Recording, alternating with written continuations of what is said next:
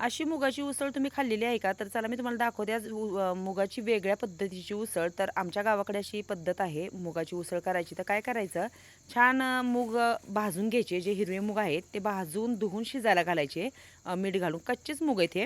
आणि मस्त मीठ घालून शिजवले की खूप छान असे चवीला असे पण खूप खायला भारी लागतात. आणि मी काय केलं, एक कांदा चिरून घेतलाय बारीक, तो छान तव्यामध्ये भाजून घेतलाय.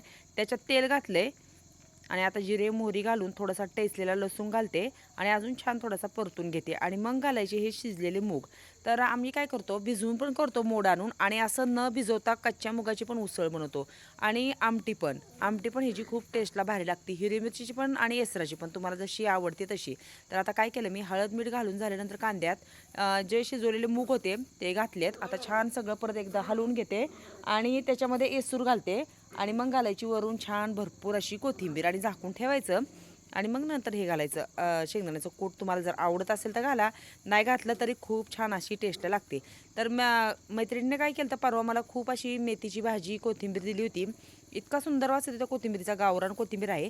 आणि मी काय केलं, ह्यातल्याच मुगाची आमटी बनवणार आहे. तर ती कशी बनवते मी, काय करायचं, थोडंसं तांब्याने असं त्या मुगाला गरगटायचं, हिरवी मिरची भाजून घ्यायची, छान तिला हे करून घ्यायची, कुटायची.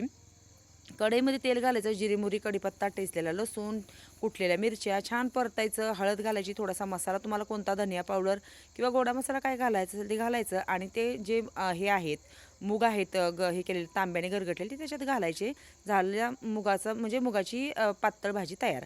तर मगाशी मी काय केलं होतं, थोड्या वेळ झाकून ठेवलं आणि शेंगदाण्याचं कूट टाकलं, हलवलं आणि झाकून ठेवलं. तर तयार झालेली आहे आपली गावाकडच्या पद्धतीची मस्त अशी मुगाची उसळ.